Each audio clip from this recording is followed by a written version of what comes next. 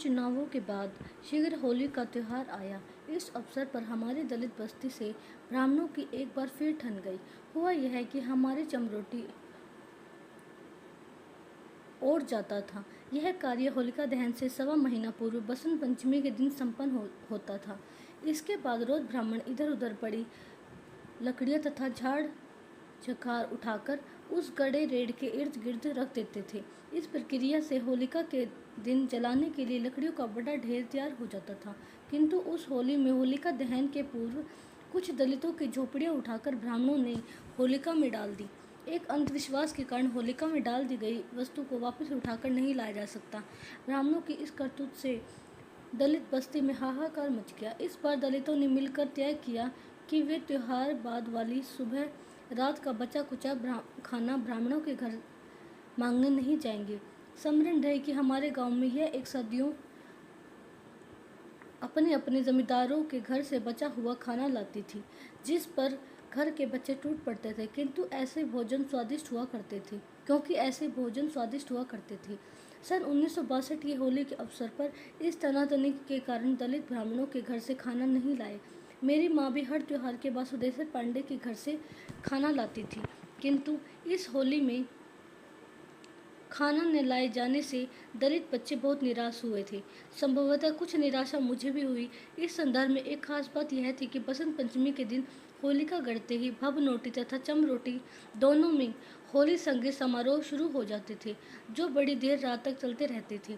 दलित बस्ती का संगीत समारोह पारंपरिक रूप से हमारे घर आयोजित होता था। ब्राह्मणों से तनातनी के कारण दलित बस्ती की होली काफी रोचक हो गई थी। एक तरह की होड़ मची थी कि भभनोटी तथा चमरोटी में किसकी होली बेहतर ढंग से मनाई जाती है। मेरे पिताजी का एक मनचाहा होली का गाना था, जिसे वे नहाते धोते हर समय जोर जोर से गाने लगते थे। वह गाना था, कवन बन राम लिए बनवासा, कवन बन राम लिए बनवासा, सुखल ताल हिलोर न लागे, ठूठी ठूठी डरिया से निकलेरा गासा, कवन बन राम लिए वनवासा। जो कि हमारे गांव के पूर्व में मुरधैया का जंगल तथा पश्चिम में ताल था, इसलिए पिताजी के गाते ही एक अजीबोगरीब दृश्य प्रस्तुत हो जाता था। बसंत पंचमी के आते ही जंगल के सूखे पत्ते झड़ जाने के बाद अत्यंत कोमल अरुणिमा लिए डाली डाली पर घासें फूटने लगते थे तथा आसमान में बादलों के आते ही त्रिकोण आकृति में उड़ते हुए बगुलों का झुंड ताल की ओर मुड़ने लगता था। बंसु पांडे अक्सर इन बगुलों पर अपनी बंदूक चला देते थे, जिससे उनकी पंक्तियां बिखर जाती थी। बंसु पांडे बगुला मारकर खा जाते थे। दलित बस्ती के मजदूर ने बंसु को बगुला मारने पर अक्सर गालियां देती रहती थी, क्योंकि दलित कभी बगुलों को मारकर नहीं खाते थे। पिछले अकाल के भुखमरी में भी किसी दलित ने बगुलों को कभी नहीं मारा। एक खास बात यह थी कि नए नए घासों के निकलते ही मुरधैया के जंगल में वे सारे पक्षी कलरव करने लगते थे, जिनका वर्णन युग युग के कवियों ने अपनी रचनाओं में किया है। उस होली की तनातनी में ऐसा वर्णन लगता था कि मानो भभनोटी के पास पोखरे पर स्थित घने पेड़ों पर बसेरा बनाए पक्षी कुछ अन्य राग अलापते हैं तथा दलित बस्ती के पास मुरधैया के पक्षी उनसे भिन्न कोई दूसरा राग। ऐसे माहौल में होली आई। एक परंपरा के अनुसार गांव में जब भी होली जलती थी, खूब तेज दौड़ने वाले युवक होली की आग से बीन जलाकर दौड़ते हुए गांव की सीमा की बाहर किसी अन्य गांव की सीमा में फेंक देते थे। वीणा जलाकर दौड़ने वालों में दलित भी शामिल होते थे। बीड़ रेड़ के पेड़ से बनाई जाती थी। रेड़ काटकर उसकी पुनगी पर कपड़ा बांधकर मिट्टी के तेल में डुबो दिया जाता था, जिसे बीन कहते थे। हमारी बस्ती के दलित युवक भी बीन जलाने जब पहुंचे तो ऐसा लगता था कि ब्राह्मणों से मारपीट शुरू हो जाएगी। इसकी आशंका पहले से ही थी, इसलिए दलित महिलाएं गाय बैलों की तलवार नुमा पसलियां लेकर तैयार बैठी थी। संयोगवश होलिका दहन के समय किसी ब्राह्मण ने कोई विरोध नहीं किया। ब्राह्मणों के साथ दलितों ने भी बीन जलाया और भद्दे भद्दे होली का कबीर गाते हुए गांव की सीमा के पार परशुपुर की सीमा में पहुंच गए। हैरत की बात यह है कि परशुराम वाले हमारे गांव की तनातनी के चलते स्वयं लाठियां लेकर सीमा पर पहले से ही मौजूद थे। उन्होंने अपनी सीमा में बीन फेंकने का विरोध कर दिया। दूसरे की सीमा में बीन फेंकना अपशगुन समझा जाता था। बड़ी मुश्किल से दोनों गांव के बीच की लड़ाई होते होते बची। उस होली में रात भर हमारे घर गादी चलती रही। दोनों चाचाओं की बड़ी संख्या में शिव नारायण पंथी चेले बैठे इकट्ठे हुए थे। रात भर गाना बजाना चलता रहा। इस दौरान जेदी चाचा की बहुत याद आती थी, विशेष रूप से गायन के बीच उनका जोर से डांटना। इन निरंतर गतिविधियों के बीच पिताजी कवन बनराम लिए बनबासा बार बार दोहराने लगते थे, जिसके बाद मठिया गांव से आए दुक्कू ढोलकची के ढोल की आवाज़ दमक उठती थी। दूसरे दिन दोपहर तक रंगबाजी होती रही तथा उसके बाद एक बड़े हिदे में भांग तैयार की गई। इस बीच बरहलगंज वाला बंकिया डोम अपना सिंगा बजाते हुए फिर आ धमका। वह बार बार कहता कि चौधरी साहब नहीं है तो क्या हुआ, सिंगा की चिंगार तेज होती रही। उस तनातनी वाली होली में बंकिया डोम ने जान डाल दी थी। इतना ही नहीं, उसने भव नोडी का सारा नज़ारा अपने सिंगे की फूंक से उड़ा डाला था।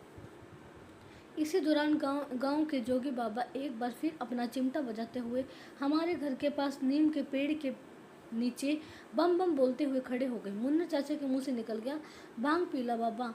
उसके बाद जोगी बाबा शुरू हो गए, जैसन कहत वाड़ा भांग, वैसन भवना खिंचले टांग, बड़ सस्तिया सहमा राम, बड़ सस्तिया सहमा राम। जोगी बाबा के इस जमूले के साथ तनातनी वाली वह होली गुजर गई। इसके कुछ दिन बाद 8वीं का इम्तिहान हुआ और मैं कक्षा में प्रथम आया। सन 1962 वाले गर्मी के दिन थे। उस समय 8वें दर्जे में कृषि विज्ञान की पढ़ाई आवश्यक हुआ करती थी। साथ में हर छात्र के स्कूल के पास मैदान में क्यारी बनाकर साग सब्जी फूल आदि तरह तरह की फसलें उगानी पड़ती थी। गाँवों की छुट्टियां आने पर स्कूल के प्रधानाध्यापक श्री धर्मदेव मिश्र ने इन फसलों की देखरेख के लिए मेरी ड्यूटी पक्की कर दी थी। साथ में 4 अन्य लड़के होते थे। बारी बारी से उन लड़कों की ड्यूटी बदलती रहती थी। हम लोग रात में भी स्कूल पर जाते और वहीं सो जाते। इस तरह स्कूल कृषि की रक्षा करते करते रहते। इस कार्य में हमें बुरा नहीं लगता। एक दिन इस तरह की रखवाली करते हुए हम लोग होरा भूनने के लिए किसी के खेत से चना उखाड़ लाए। रात का समय था। स्कूल की एक झोपड़ी थी जिसमें गन्ने की बत्ती जलाकर हो रहा था भूना जा रहा था। अचानक एक लुत्ती चिटक कर ऊपर झोपड़ी से चिपक गई। थोड़ी देर बाद झोपड़ी में आग लग गई। यकायक हमारी हालत खराब हो गई।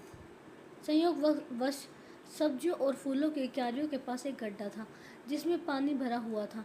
हम जल्दी जल्दी वहां से घड़ों में पानी भर भर कर आग बुझाने में सफल रहे। हम बुरी तरह डरे हुए थे कि प्रधानाध्यापक साहब क्या कहेंगे। मैंने डरते डरते उनसे सारी बात बता दी। होरा की बात सुनकर वे हंस पड़े।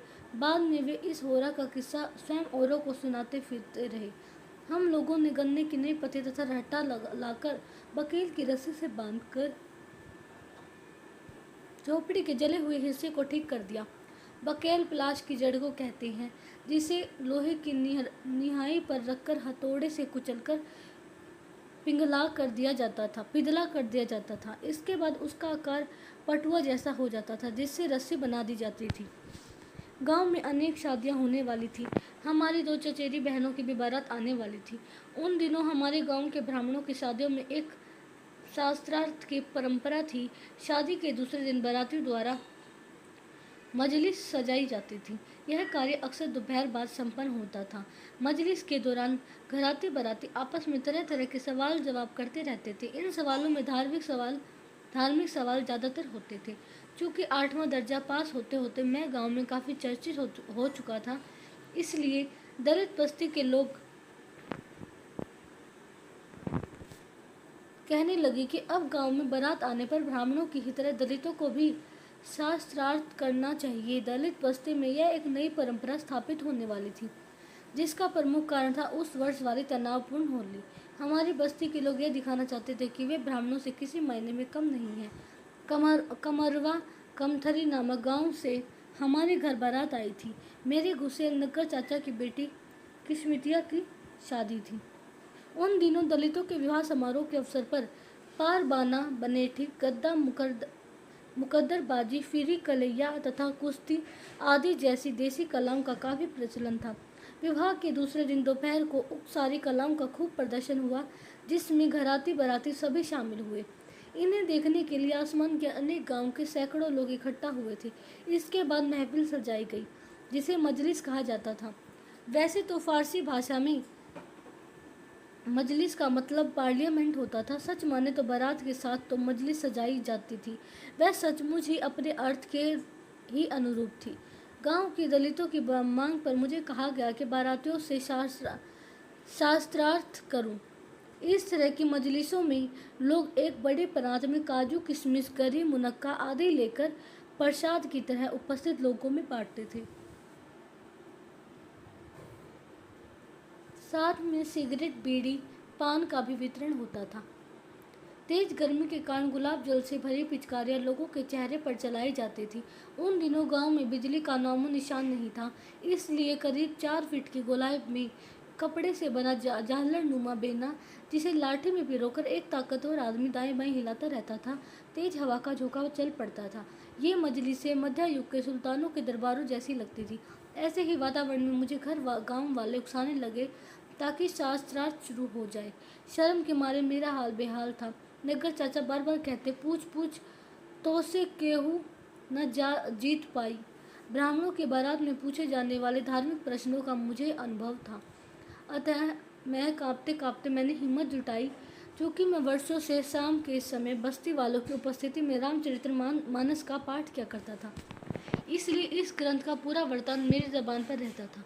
उस सजी हुई मजलिस में हकलाते हुए खड़ा होकर मैंने बाराती से पूछा कि रामचरितमानस की पहली चौपाई क्या है। मेरे इस सवाल पर पूरी मजलिस में सन्नाटा छा गया। काफी देर तक कोई उत्तर नहीं आया। सन्नाटा जारी था। इसी बीच गांव के एक फेरू काका जोर से चिल्लाकर कहा, बता दे बेटा, बता दे। मैंने उत्साहवश काका सुनाया। बंदऊ गुरुपद पदुम परागा, सुरुचि सुबास सरस अनुरागा, अमीय मुरिमीय चूर्ण चारु, समान सकल भवरुज परिवारु। इस उत्तर के साथ वहां इकट्ठे सैकड़ों घराती खड़े होकर तालियां बजाने लगे। नगर चाचा बार बार कहते, और पूछ। मेरा भी साहस ऐसे बढ़ा कि मैंने एक के बाद एक रामचरित्र के मानस के से प्रश्नों की झड़ी लगा दी। इन प्रश्नों में मनु शतरूपा, तप, मारीच प्रकरण, सीता त्रिजटा संवाद, मेघनाथ वध जैसे अनेक प्रश्न शामिल थे। बारातियों की ओर से कोई उत्तर नहीं आ पाया। घरातियों के दम का ठिकाना नहीं रहा। इस विजय के दम के कारण गांव के पहलवान एक बार पुनः बाना बनेठी बाजने लगे, जिसके कारण घरातियों बारातियों के बीच काफी तनाव बढ़ गया। किसी तरह मामला शांत हुआ। इस प्रथम शास्त्रार्थ की विजय के बाद दूर दूर स्थित दलित बस्तियों में विवाह के अवसर पर शास्त्रार्थ के लिए मेरी मांग बढ़ने लगी। 8वां दर्जा पास करते ही यह मेरी एक विचित्र उपलब्धि थी। मैं मंजलिसों में शास्त्रार्थ के लिए काफ़ी मशहूर हो गया था। जुलाई 1962 में जब स्कूल खुला तो 9वीं कक्षा का नज़ारा ही कुछ और मैं काफ़ी उत्साहित था। अन्य विषयों के साथ रेखा गणित एक नया विषय था। मेरी रुचि इस विषय में इतने बढ़ गई कि शीघ्र ही मैं किसी भी प्रमेय को हल कर लेता था। इन प्रमेयों में सबसे प्रमुख थी पाइथागोरस की प्रमेय, जिसे पूरे स्कूल में सिर्फ मैं ही हल कर पाता था। लेज़र के दौरान पहले की ही तरह मैं मैदान में बैठ जाता और अनेक लड़के मुझे घेर कर बैठ जाते और मैं जमीन पर कपड़े से लिखकर उन्हें प्रमेय हल करना सिखाने लगा। 9वीं कक्षा में मुझे रेखा गणित सर्वाधिक प्रिय लगती थी।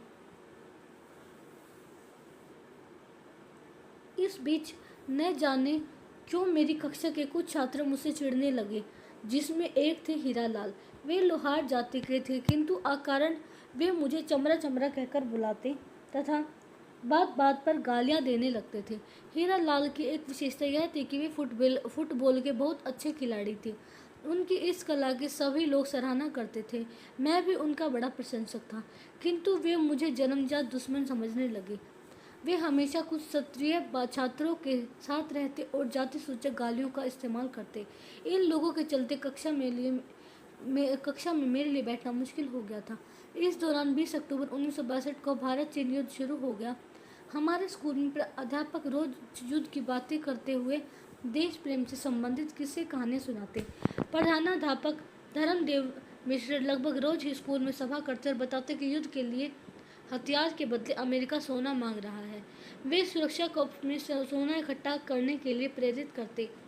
ये अध्यापक लड़कों को लेकर गांव-गांव घूमते और सुरक्षा कोष के लिए रुपया पैसा इकट्ठा करते। कई जगहों पर औरतें सोने के छोटे-मोटे गहने भी दिया करती थी। इकट्ठी की गई धनराशि तथा अन्य सामग्री विकास केंद्र जहानागंज में सौंपी जाती थी। मैं भी इन कार्यों में हिस्सा लेता। उस समय चीन के बारे में अनेक किस्से कहानियां स्कूल तथा गांव में फैली हुई थी।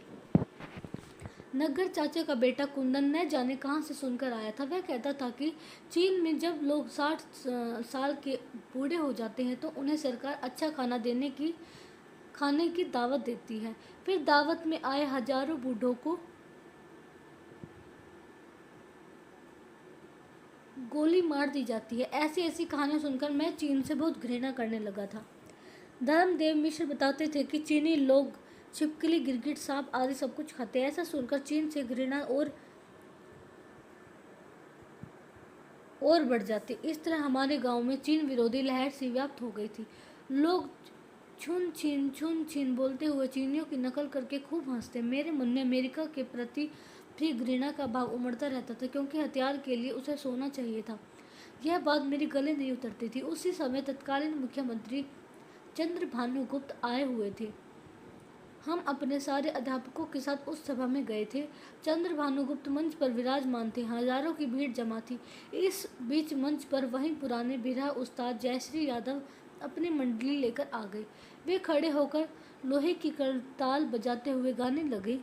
दौरा दौरा भारत के किसनवा, सिमनवा पर चोर अइले चिनवा, सुरक्षा कोष में दाने देबे साथ के टिकुआ, मत्थे के टिकुआ रामा मत्थे के टिकुआ, औरू देबे हाथे के कंगनवा, सिमनवा पर चोर अइले चिनवा। इसी धुन पर वे अपने बिरहा के माध्यम से एक विवाहित युवती के सारे आभूषण सुरक्षा कोष में समर्पित करा देते हैं। इस विरह का तत्काल प्रभाव यह पड़ा कि अनेक औरतें अपने अपने अंगूठी मुंदरी उतार कर सौंपने लगे। मैं भी मंत्रमुग्ध इस विरह को सुनता रहा। बड़ा रोमांच था। उस समय ऐसा लगता था यदि कोई चीनी मिल जाए तो उसकी बोटी बोटी कर दी जाए। इस युद्ध के दौरान जयश्री यादव हमारे पूरे क्षेत्र में बहुत मशहूर हो गए थे। वे जगह जगह आयोजित सभाओं में इस विरह को गा कर देश भावना जगाते थे। युद्ध की चर्चाओं से हमारी पढ़ाई भी प्रभावित होती थी। युद्ध बंद होते ही कड़ाके का जाड़ा पड़ने लगा। भंडारी चाचा जब कलकत्ता से रिटायर्ड होकर आए तो मेरे लिए वे वहीं से एक पजामा लेते आए थे, किंतु मैं शर्म के मारे उसे नहीं पहनता था। 9वीं कक्षा में बहुत सारे लड़के पजामा पहनकर आते थे। एक दिन मैंने जैसे तैसे हिम्मत जुटाई और पजामा पहनकर स्कूल चला गया। शर्म के मारे पजामा को ऊपर खोंस लिया था ताकि वह धोती की तरह लगने लगे। पहले दिन एक बार कक्षा में बैठा तो दिन भर बैठा ही रहा। शर्म के मारे उठा नहीं। बड़ी तेज पेशाब लगी थी, किंतु अपनी दर से नहीं हटा। शाम को छुट्टी होने पर सबसे पहले कक्षा से निकलकर पहले पास वाले अरहर के खेत में गया। वापस आने पर बड़ी राहत मिली। पजामा पहने देखकर गांव के ब्राह्मण कहते, बाप के पान आमे पूत शंख बजावे।